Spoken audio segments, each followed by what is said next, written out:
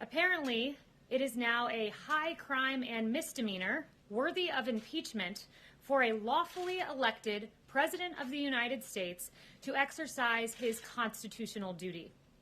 Article 2, Section 2 of the Constitution clearly states that the President, quote, shall nominate, end quote, justices of the Supreme Court when a vacancy occurs. No matter the time, no matter the politics of the day, the President is the President. There's nothing in the Constitution that says the President stops being the President in an election year. The President has already appointed 2 strong conservative justices to the Supreme Court, justices who will interpret the Constitution as written. Now he will nominate a 3rd. As Senator Ted Cruz reminds us, we're 1 vote away from seeing our religious liberty votes stripped away, from our free speech stripped away, from our Second Amendment being stripped away. Just 1 vote. Contrast the President's solemn constitutional duty with Democrats' search and destroy politics. Nancy Pelosi has vowed to attack the President with, quote, arrows. Speaker Pelosi will not rule out impeaching this President for doing his job, for fulfilling his constitutional obligation. AOC said that impeachment is an option, quote, on the table, while Chuck Schumer stood by, nodding approvingly. The plan of House Democrats is so rabidly radical that even Democrat Senator Tim Kaine has rebuked the idea, calling the idea of using impeachment to delay a Supreme Court vote, quote, foolish. Some Democrats already have a backup plan if they don't get their way on this nomination. Congressman Joe Kennedy said if he holds a vote in 2020, we pack the court in 2021. It's that simple. Senator Ed Markey went further. No Supreme Court vacancies filled in an election year, he said. If he violates it when Democrats control the Senate in the next Congress, we must abolish the filibuster and expand the Supreme Court. Senator, the President is elected to a 4-year term. You cannot unilaterally reduce it to 3 years. The President is the President. Democrats cannot win their argument on the merits. They cannot win on precedent, so they must search and destroy. Don Lemon said the quiet part out loud last night. He said this: we're going to have to blow up the entire system if the President does his job as outlined in the Constitution. That's the difference between Republicans and Democrats. We fight to protect the system. We fight to protect the Constitution. When Democrats say outright, we are going to blow up the entire system because we do not get our way. This president will proceed undaunted by Democrat threats. President Trump will fulfill his duty. President Trump will appoint the next Supreme Court justice.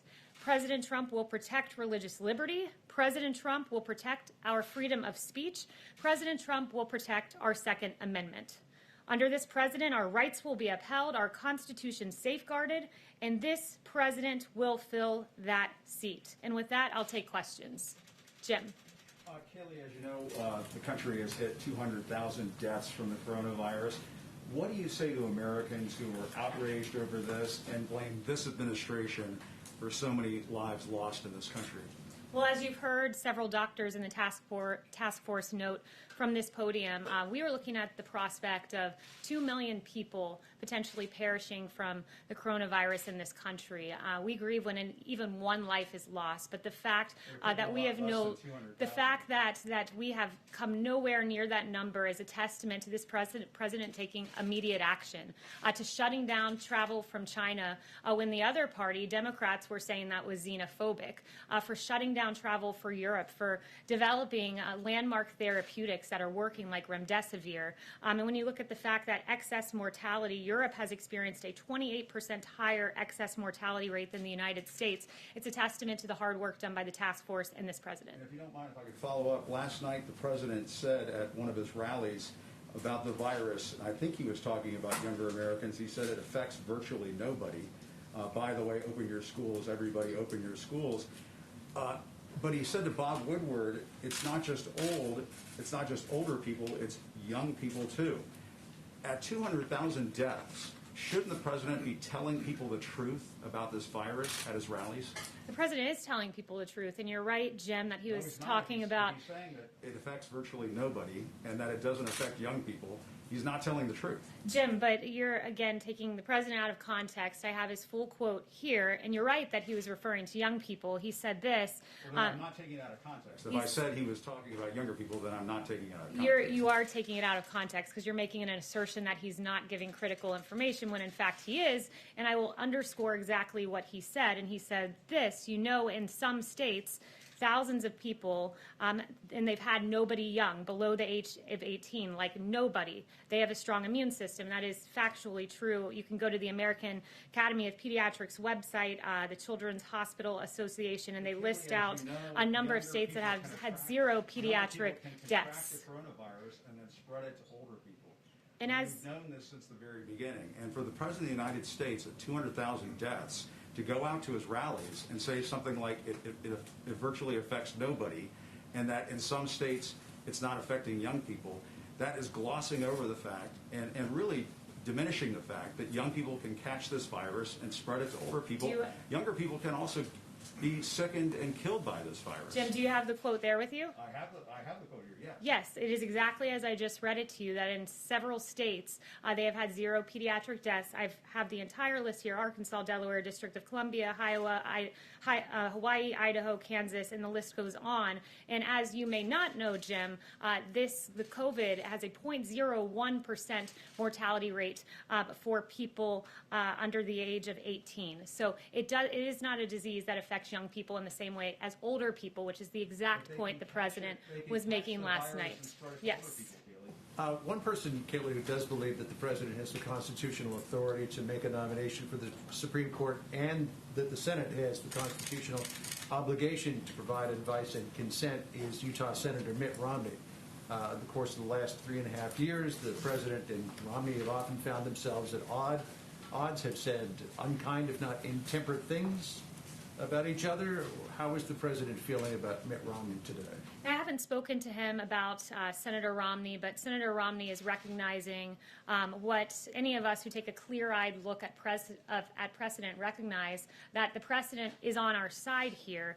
29 times has there been an appointment during an election year, 29 times. And when you break down those numbers, 19 times when those nominations were made, the Senate and the president were of the same party. 17 of those 19 times, that nominee went on to be confirmed.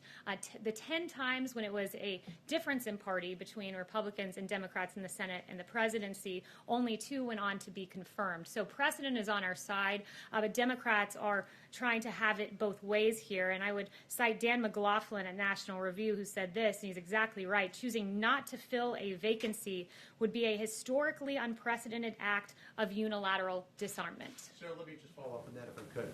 So timing now is the next issue. The president will have 37 or 38 days from the time he makes the announcement to the last time that he could have a vote before the election. Past years, John Paul Stevens was nominated and confirmed in 19 days. Chief Justice John Roberts, 24. Justice Sandra Day O'Connor in 33. Times were different back then than they are now. Can you do it in 37 days? We certainly believe we can. You've heard very optimistic words from Senator Graham. And how will you do it? Well, we will go about this the way we always have, by putting forward a Constitution-abiding textualist, originalist that we believe the American people will appreciate, and we believe will get through the approval process, the nomination and confirmation process, I should say, quite quickly. Yes, Kevin. 2 quick questions. On the 200,000 deaths, will the president recognize that publicly today? At his speech or on Twitter, is this something that he would like to express remorse over, or simply to people who have lost? The president throughout this pandemic has done just that. He has said before that it keeps him up at night thinking of even one life lost. This president has taken this incredibly seriously, and what he's done is he's worked harder each and every day. He works hard, puts his head down, and I think that's very evident in the administration's historic response, the largest mobilization of the private sector since World War II, the fact that we got working therapeutics delivered to the American people, the fact that a vaccine, frankly, this will be the fastest pace for a vaccine for a novel pathogen in history as we seek to reach that goal by the end of the year. That's what the president does. He takes this seriously. And the fact that you've seen the fatality rate that has fallen 85% since April, and the fact that only 1.5% of emergency room visits are now people sick with COVID is a real testament to the hard work done by the task force and President Trump. Could you speak a bit about why the president prefers to have the confirmation vote before the election? How does he think this is going to help Cory Gardner and Joni Ernst and Republicans keep the majority in the Senate? Well, the president would like to see a confirmation process that is fair. I think one of the low points for this process was the Kavanaugh hearings and what Democrats did there, making baseless allegations against Justice Kavanaugh, someone respected prior to President Trump appointing him by everyone. And Democrats really dragged his name through the mud. What happened there was a travesty. And the president wants to see a fair confirmation process, and he wants to see one that does not look like what happened to Kavanaugh. That was a real low point for Democrats. Democratic stumbles in the Kavanaugh confirmation process will help Republicans? If repeated? He thinks, look, Democrats really showed themselves at the lowest point in that confirmation process. I think the American people saw Democrats for the partisan games that they play, and I think the American people are looking now and seeing Nancy Pelosi and Chuck Schumer talking about impeachment for executing your power in Article 2, Section 2. It's really inane and outlandish, the things they're suggesting, and once again, they seem to be doubling down on their Kavanaugh approach. Didn't work out too well with Justice Kavanaugh, won't work out too well this time in an election year. Yes. Kayleigh, one on COVID, one on the court. First on COVID, if I can. The president recently gave himself an A+ for his handling of COVID, but a D for his PR. What would good PR look like when 200,000 Americans are dead? What the president was saying is that he wants to make sure that we get good information to the American people. That's something that I think we've done. And this president... He's provided information at times that was not true. He said he was downplaying it. So purposefully, he was providing information at times that was not fully true. That's absolutely inaccurate. The president never downplayed critical health information. The president never downplayed our COVID response. And you can just see that by the historic effort that we've put forward. And I would also point you to Dr.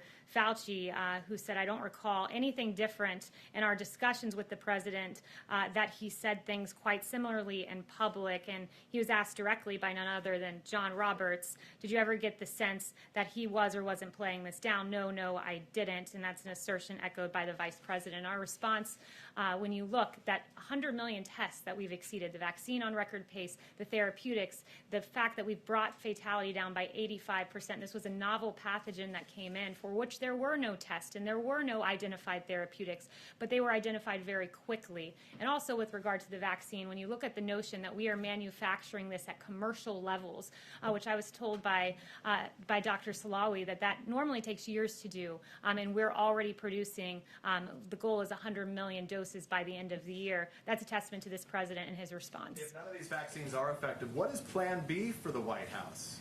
Look, you're asking a hypothetical. We have 6 vaccines. We have 6 American vaccines that we've identified, 3 of them in phase 3 clinical trial. There's also one, well, we're getting there, and by the end of the year is the goal. And so when you say... What would we do if they're not approved? We all hope for good news, but what if they're not approved? What would the White House do? We have 6 candidates. We are a strong belief that we will identify one, hopefully more than one, working vaccine by the end of the year, producing them in advance. We already have a distribution plan. And when you compare this, I think context matters. Ebola taking 14 months to get to phase 3 clinical trial. We already have 2 candidates in phase 3 clinical trial. Ebola took 3 years to get to completion. We will have done this in under a year, the fastest rate for a novel pathogen in history. Justin. Just really quick follow-up on the court. The president did retweet today a segment from Rush Limbaugh where Limbaugh suggested, quote, it would be great if Republicans skipped committee hearings on this pick altogether. Does the president want Republicans to skip committee hearings? They're a co-equal branch of government. Why is he directing them to do anything? The president is a fan of Rush Limbaugh, appreciates his commentary, and therefore retweeted it. But we're working with the Senate right now on that confirmation process, and Senator Graham has said it looks like it will be on a 3-day timeline. So he Justin. wants the committee to go forward. Justin.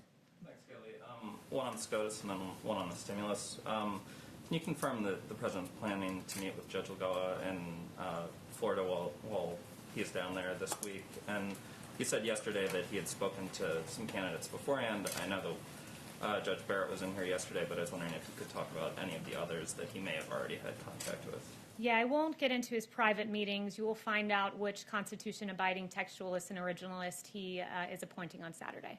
And then on the stimulus, it's been kind of a rocky couple days on Wall Street. I think there's concern that the Supreme Court fight may sort of kill the last gasps of getting a stimulus bill done before the election.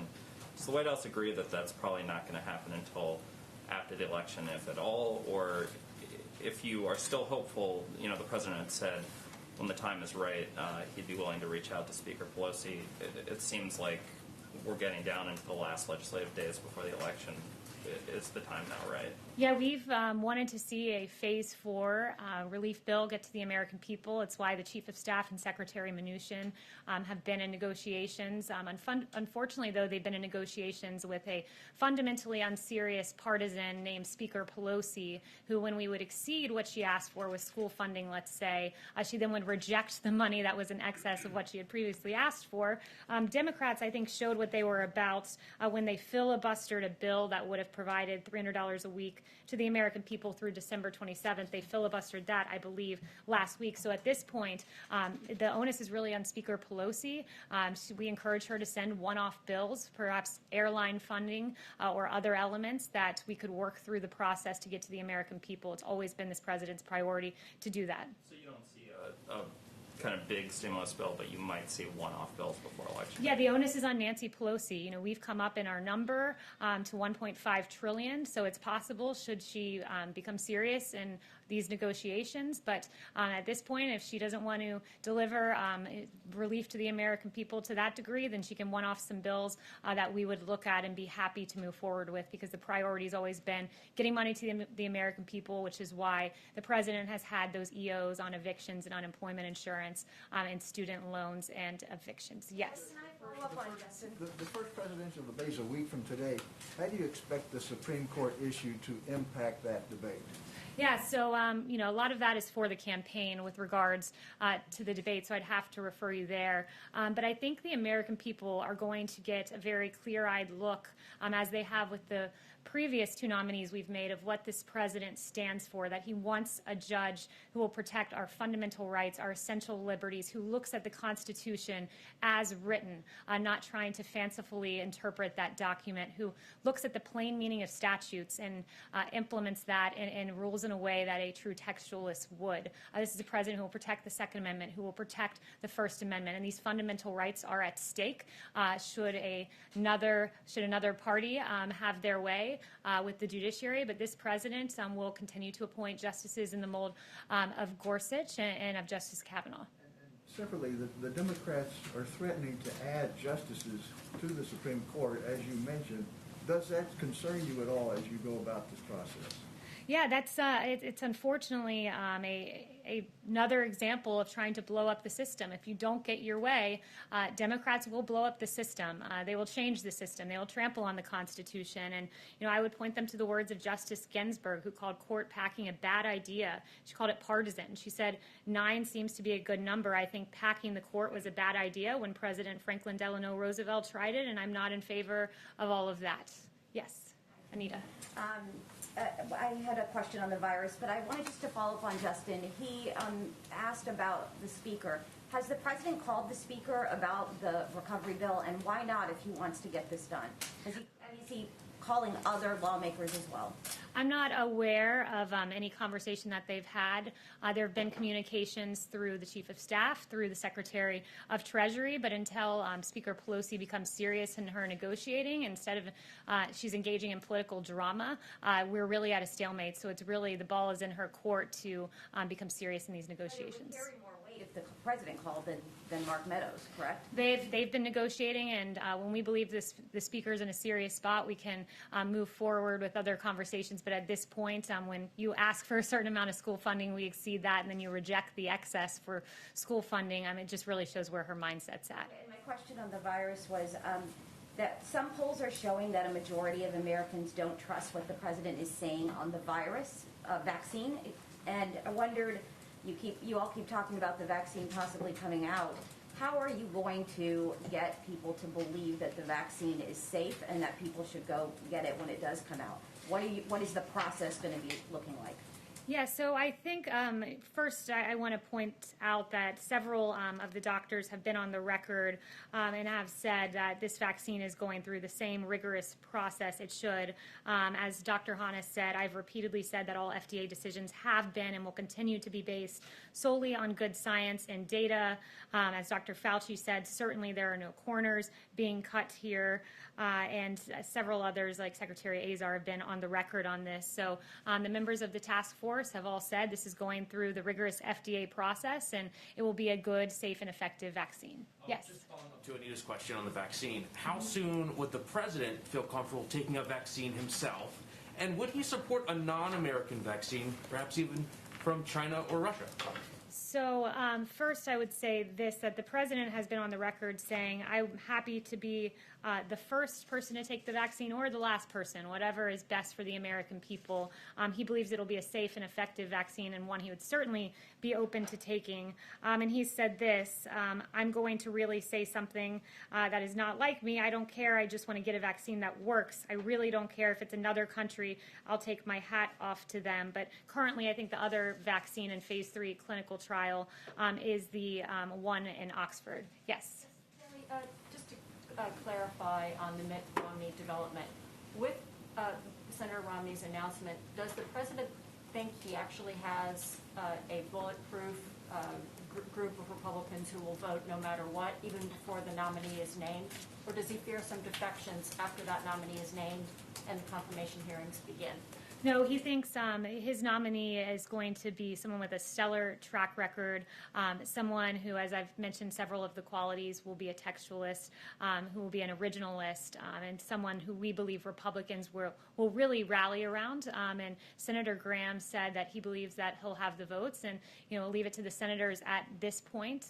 But this will be a nominee that will really, I think, unify Republicans. Well, nose counter. Does he think he has 51? I missed the first part of what you said. The president has been a pretty good nose counter. Does he think he has 51? Yeah, I think at this point he's just trying to select the nominee. I haven't spoken to him about the vote count, but we believe that Republicans will remain unified, and we believe that this nominee will get across the finish line. Yes. The president is giving a healthcare speech on Thursday. Is this finally going to be his long-awaited comprehensive healthcare policy? Because there are doubts that such a thing actually exists. No, it certainly does exist. The president, in the next week or so, will be laying out his vision for healthcare. Some of that has already been put out there, like telemedicine and lowering the cost of drugs. But the president and protecting pre-existing conditions. But the president will be laying out some additional healthcare steps in the coming, I would say, 2 weeks. Yeah. Yes, Yamiche. Hi, thanks so much, Kayleigh. I have two questions. The first is the president has said Roe v. Wade would be overturned if he got a chance to change the balance on the court. He said in 2016, quote, if we put another 2 or perhaps 3 justices on, that will happen. Is that the ultimate goal here, to overturn Roe v. Wade?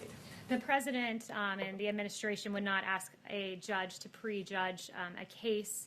And I would point you to the rule set by none other than Senator Joe Biden at the confirmation hearing of Ruth Bader Ginsburg, when he instructed no questions on how Ginsburg will decide any specific case that would come before her. And as Justice Ginsburg said in her confirmation, no hints, no forecasts, no previews. And Canon 5 of the Model Code of Judicial Conduct also reflects that a judge should refrain from giving specific viewpoints on cases, controversies, or issues. Whether or not the president's quote in 2016, whether he still stands by that he would like to see it overturned. The president's philosophy as he's moving forward with this nomination process is he's looking at a judge that has certain qualities, and that is someone who looks at the Constitution and interprets it as written, interprets the plain meaning of statutes as written, and will be a textualist and an originalist. Second question about the virus. Again, we've marked the fact that 200,000 Americans have died from the coronavirus.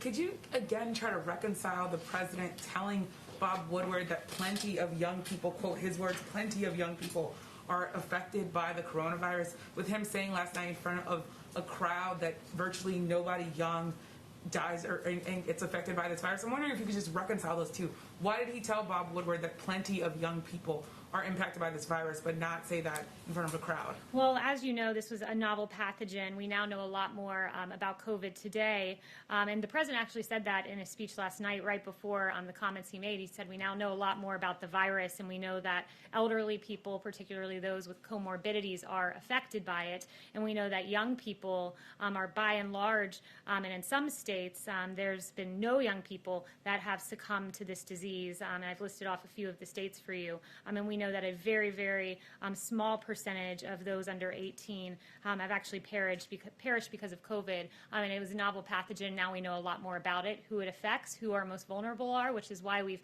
surged testing to communities that are vulnerable, and will continue to make sure that our elderly, those with comorbidities, are protected. Yes. And not continue to try to not have panic. He told Bob Woodward that he wanted to downplay it and play it down to not cause panic. You don't think he's doing that still? The president has never downplayed critical health information. Dr. Fauci, as I noted to you, said point blank, no, he didn't, and that's an assertion that Vice President Pence, who led the task force, made as well. Yes. Thanks, Kayleigh. The administration has filed an appeal to the Supreme Court on apportionment, trying to make sure that people in the country illegally are not counted when congressional seats are handed out. Sorry, a little muffled. Texas is one of the states that would lose a seat if those people are not counted. The Constitution says that the people in a state are the number that are used for apportionment. Are people in the country illegally not people? And why does the president not want Texas to have more seats rather than fewer in the U.S. House? Yeah, I haven't done a deep dive into that legal case. I can look into it and get back to you. Yes. Can I ask a separate question? Sure. At the top of this, you mentioned that Democrats have talked about impeachment, and you also said that a president doesn't stop being president in the last year. Is there any, not that they're actually going through the impeachment at the moment, but is there anything to prevent an impeachment in the final months of a presidency? Well, first, to pursue impeachment based on someone executing their lawful duty, their constitutional duty, is just preposterous. And it told us a whole lot about what Democrats use impeachment for. It shows that they've always viewed impeachment, at least in the Nancy Pelosi era, as a partisan tool to take down a sitting president, to disempower the American people who voted to empower President Trump. They've used impeachment as a political tool, and that will be the history and the record of Nancy Pelosi. And now she's on the record saying that she would even use impeachment to try to undo the Constitution, particularly Article 2, Section 2. That is shameful but unsurprising from the Speaker. Yes. In his UN speech, President Trump mentioned the reduction of carbon emission in the U.S. Of what? Sorry. Carbon emission in the U.S. Okay, I can't really hear you. Carbon emission. Okay. Saying it was a good thing. Because it's connected with the reduction of use of coal, is it to say that decline of coal is a good thing? I would just note that on greenhouse gas emissions, we have decreased them as the U.S. has become #1 in the oil and natural gas production, but we've simultaneously reduced greenhouse emissions. Yes. I also wanted to follow up on the speech the president prepared for the UN General Assembly. He hit China really hard, and the Chinese ambassador, in introducing President Xi, responded accusing the president of bullying, protectionism, and unilateralism. I'm wondering what the White House response is to that, and then how concerned is this White House that this growing rift between the world's two largest economies is going to hurt the efforts to combat coronavirus? Let me just say, nothing has hurt the efforts to combat the coronavirus more than China concealing information about COVID-19 from the very beginning. What China did was inexcusable. In partnership with the WHO, hid critical information about transmission of COVID from us, about the severity of COVID, not just from us, but from the world. There's no bigger bully than China when it comes to COVID, and that's pretty clear. And just look at what happened at the WHO. Yes. Just one quick follow-up. With regard to the intelligence around the poisoning of the Russian opposition leader, the president said we'll talk about that another time. I'm just trying to get a sense of, has the president reviewed the German assessment? Is he rejecting that assessment that he was indeed poisoned? No, the United States, as president of the G7 and joined by our G7 partners, has condemned in the strongest possible terms the confirmed poisoning. And Germany briefed the G7 on clinical and toxicological findings by medical experts, and a specialized German armed forces laboratory determined that Mr. Navalny was the victim of an attack with a chemical nerve agent, a substance developed by Russia, and any use of chemical weapons anywhere, anytime, by anyone, under any circumstance is unacceptable. Chanel. What would the U.S. response be then? Again, I've told you so far that the United States has condemned it along with G7, and rest assured there's been no one tougher on Russia than this country. You've seen what we've done with sanctions and expelling diplomats, among other actions. Yes, Chanel. Kayleigh, expanding on the last couple of questions about the UN speech, the President does hit China pretty hard, specifically on China's slave labor practices and ethnic cleansing. But then, interestingly, he dives into their environmental record. China dumps millions and millions of tons of plastic and trash into the oceans, overfishes other countries' waters, destroys vast swaths of coral reefs, and emits more toxic mercury into the atmosphere than any country anywhere in the world. How responsive have the United States' allies been to this message from the President and on confronting China on these fronts in particular? Yeah, I would say the world is unified in condemning some of the human rights violations by China. And also I would note, just on the issue of CO2 emissions, there's no bigger emitter than China itself. Charlotte? Thank you, Kayleigh. A Heritage Foundation report has discovered a financial link between an organisation linked to Black Lives Matter and a pro-Chinese regime group.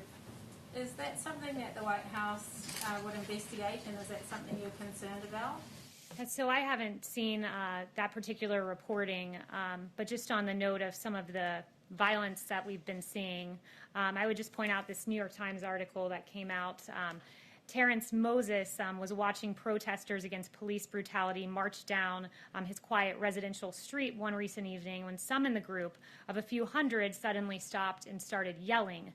Mr. Moses was initially not sure what the protesters were upset about, but as he got closer, he saw it. It was his neighbor who had an American flag on display. It went from a peaceful march calling out the names to all of a sudden, bang, how dare you fly the American flag, said Mr. Moses, who is black and runs a nonprofit group in the Portland, Oregon area. They said, take it down. They wouldn't leave. They said they're going to come back and burn down the house. Mr. Moses and others blocked the demonstrators and told them to leave.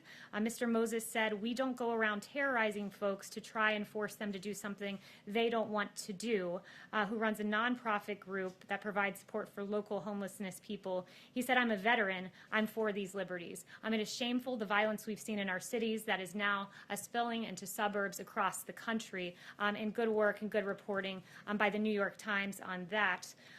Now I'd like to invite Lieutenant General Keith Kellogg to the podium to discuss a disgruntled former detailee. General Kellogg is a 3-star general, a veteran of the Vietnam War and Operation Desert Storm. General Kellogg has been supporting President Trump from the beginning and has been by the president's side for major foreign policy decisions. General Kellogg, please. Thanks, Kayleigh. Good afternoon. I'm Keith Kellogg. Olivia Troy worked for me. I fired her. The reason I fired her was her performance had started to drop after 6 months working on the task force as a backbencher. She was responsible for coordinating meetings, bringing people together, and when the performance level dropped off, I went to the Vice President of the United States and recommended she leave. I'm the one that escorted her off the compound. What she has said, I have never heard. That's never happened. And I've been through every single meeting of the task force, been with the President and the Vice President through every meeting. What bothers me about what Olivia said is my insinuation, the disparagement of the task force, the Vice President, and the President of the United States. When you look at what the task force has done, we are now facing the worst pandemic we have seen in over 100 years, and we're fighting through it. We are this close to a vaccine that will work. We are finally fighting through it, and we're developing some opportunities to make sure the American people are protected as we go forward. That when we've had the doctors that are out there, when the comments she has made, when you looked at the Dr. Fauci's, Dr. Birx, and Redfield, Stephen Hahn, Dr. Giroir, all of these doctors who worked exceptionally hard for the American people. The president has made some critical decisions all the way along the line. Tough decisions. He made a decision on the China travel ban when we had less than a dozen known cases here in the United States. He was the one who set up the air bridge, working with commercial companies, so we would develop and bring in PPE in 27 hours instead of 27 days. He's the one who went to companies like 3M so we could more rapidly manufacture the N95 mask going forward. He's the one who drove all of those efforts. And I heard the comments made about the people we have lost. Do not think for a minute that that has not bothered us. It does. Because we know on the task force, several of those people, scores of those people, died without relatives because they couldn't get in because of COVID. We know that. Scores of them died on ventilators when they're under sedation because they didn't have an opportunity to see their loved ones. That bothers us every single day. Don't think it doesn't. And it bothers the president. And the president's been very confident that we're going to get to a solution. You want a president. You want a leader that displays confidence that we have something going forward, that we're going to win and beat this virus. And that's what he's done all the way along the line. I'm very proud of the President of the United States. I'm very proud of the Vice President of the United States. I'm very proud of the task force and the work it's done. I am not proud of Olivia Troy. So General Kellogg, should the president be having these big rallies? Thank you, Lieutenant General. We appreciate you doing this. What we have here with this former disgruntled detailee and with Miles Taylor as well, these are not profiles in courage, but these are profiles in cowardice.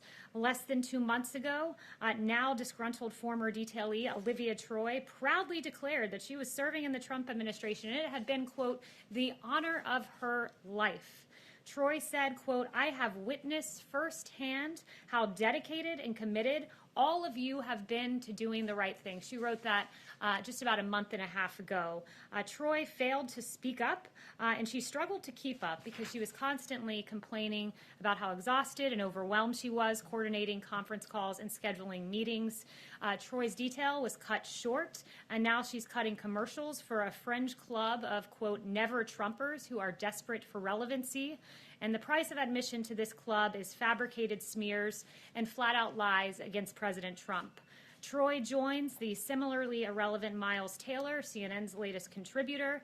Taylor proudly posed for a photo with the president, smiling ear to ear. Taylor wrote that, quote, it was the honor of his lifetime to serve as DHS Chief of Staff. But Miles couldn't go the distance. Those who knew Miles during his short time in the administration knew he could not get results. After he left, DHS actually got the results in securing the border, building the border wall, and more. Desperate to please his new Silicon Valley friends, Miles made up lies against President Trump to fit in. He can now rest easy at Google, having earned his anti-Trump credentials and the approval of his big tech peers. Neither of these individuals knew the president, but they are certainly trying to profit off of their time here in the White House. Flat-out lies. And thank you, General Kellogg, for setting the record straight. Thank you. Can we have some follow-up questions, Kayleigh, as long as we have someone from the task force here?